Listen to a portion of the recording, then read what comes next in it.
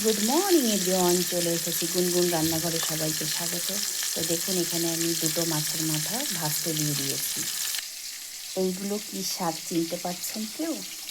কি দারুণ না শাকগুলো! এইগুলো পুঁই শাক।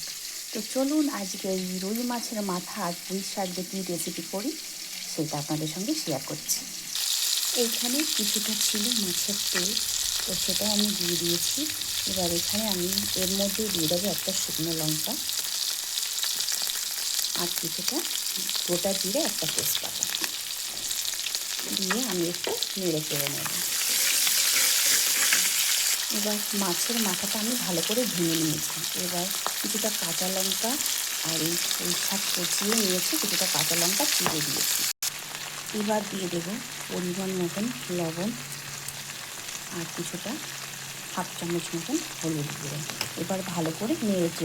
দেখুন, একটু লবণ হলুদ দেওয়ার পরে পাতাগুলো কি দারুণ গলে গেছে, তাই না? এবার একটু কিছুক্ষণ ঢেকে রাখবো। তো দেখুন, এটা পুঁই শাকের মাছের মাথা দিয়ে ঘন্ট বা ভাজা যেটাই বলুন না কেন, এটা আমার পুরোপুরি কমপ্লিট হয়ে গেছে।